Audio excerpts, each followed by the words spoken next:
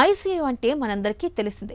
ఆపదలో ఉన్న మనిషి ప్రాణాలకు భరోసానిచ్చే అత్యవసర సేవల విభాగం.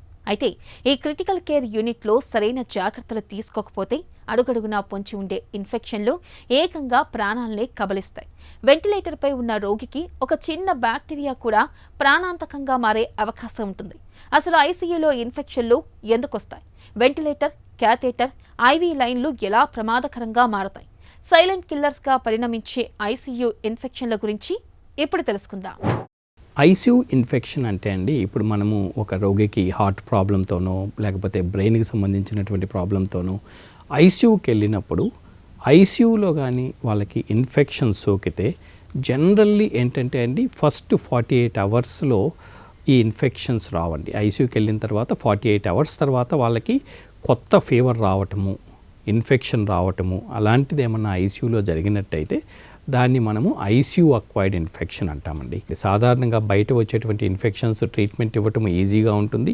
ఐసీయూలో వచ్చేటువంటి ఇన్ఫెక్షన్స్ మనం ఇచ్చేటువంటి యాంటీబయాటిక్స్కి అంత త్వరగా రెస్పాండ్ కావండి. ఎందువల్ల అంటే అవన్నీ కూడా మల్టీ డ్రగ్ రెసిస్టెంట్ బ్యాక్టీరియా వల్ల వచ్చే ఇన్ఫెక్షన్స్ ఉంటాయి కాబట్టి అవి మామూలు ఇన్ఫెక్షన్స్ కంటే కొంచెం డిఫరెంట్గా ఉంటాయండి ఇవి. సో మనకి ఐసీయూ ఇన్ఫెక్షన్స్ ఎందువల్ల వస్తాయంటే అండి, ఇప్పుడు మనము ఐసీయూలో మనము ప్రొసీజర్స్ చేసి వాళ్ళకి ఈ పైప్స్ పెట్టడం జరుగుతుందండి.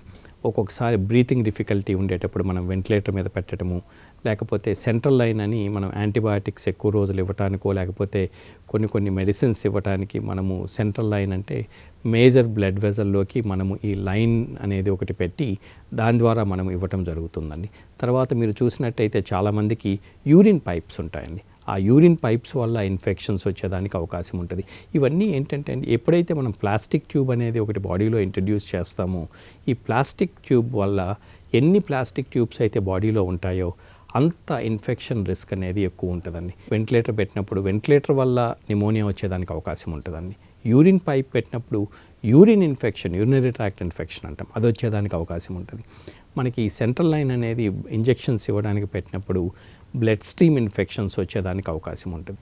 ఇలాంటి ఇన్ఫెక్షన్స్ని మనము వ్యాప్ అంటే నిమోనియా, తర్వాత క్లాప్సీ అంటే మనకి సెంట్రల్ లైన్ వల్ల వచ్చే ఇన్ఫెక్షన్స్, కాటీ అంటే యూరిన్ పైప్ వల్ల వచ్చే ఇన్ఫెక్షన్స్, ఇవన్నీ కూడా మనము ఐసీయూలో చాలా ఎక్కువ చూస్తుంటాం. ఎక్కువ ఇంటర్వెన్షన్స్ చేసే కొద్దీ ఈ ఇన్ఫెక్షన్స్ అనేవి మనం ఎక్కువ చూస్తుంటాము.